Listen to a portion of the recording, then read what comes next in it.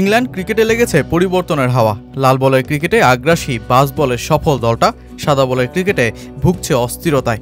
সবশেষ ওয়ানডে বিশ্বকাপে ৯ ম্যাচের ৬টাতেই হেরে গ্রুপ পর্ব থেকে বিদায় নেয় ইংল্যান্ড। এবছরের টি-20 বিশ্বকাপেও পারফরমেন্সে তেমন ঝলক দেখাতে পারেনি দলটা। সেমিফাইনালে ভারতের কাছ থেকে বিদায় নিতে হয় শোচনীয় এক পরাজয়ের মধ্য দিয়ে। মর্গানের হাত ধরে ইংলিশ ক্রিকেটে সাদা বলের যে বিপ্লব এসেছিল তাতে যেন পড়ছে ভাটা। তাই তো এবার দলকে একেবারেই নতুনভাবে সাজিয়ে অস্ট্রেলিয়া সিরিজের জন্য দল ঘোষণা করল ইংল্যান্ড ক্রিকেট বোর্ড। ঘোষিত যেই দলে ১৫ জনের মধ্যে ৫ জনই অভিষেকের অপেক্ষায়।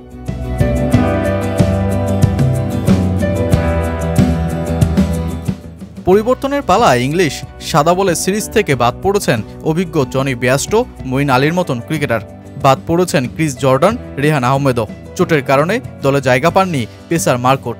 অভিজ্ঞ এই তারকারা দল থেকে বাদ পড়লেও অধিনায়ক হিসেবে ২ ফরম্যাটেই দায়িত্বে আছেন জস বাটলার।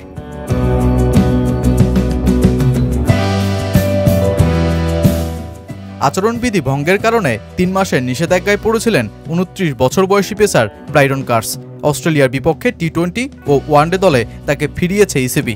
২ ফরম্যাটের জন্যই জোফরা আর্চারকে দলে রেখেছে ইংলিশ ক্রিকেট বোর্ড।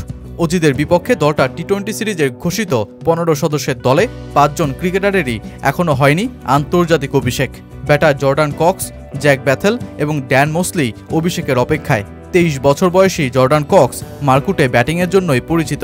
পেস বিভাগে জস হাল ও জন টার্নার আন্তর্জাতিক ক্যাপ পরার অপেক্ষায়। জন টার্নারকে বিবেচনা করা হচ্ছে দারুণ সম্ভাবনাময় ক্রিকেটার হিসেবে। এছাড়াও অভিজ্ঞদের মধ্যে অজিদের বিপক্ষে টি-20 দলে আছেন Sam Curran, Will Jacks, Liam Livingstone, Adil Rashid, Phil Salt, Reece টপলিরা।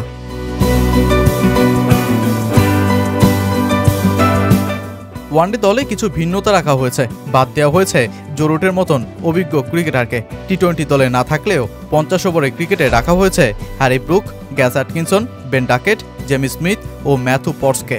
আগামী ১১ই সেপ্টেম্বর থেকে ৩ ম্যাচের টি-20 সিরিজে চিরপ্রতিদ্বন্দ্বী অস্ট্রেলিয়াকে আতিথ্যতা দেবে ইংল্যান্ড। ৫ ম্যাচের ওয়ানডে সিরিজের শুরুটা হবে ১৯ সেপ্টেম্বর থেকে।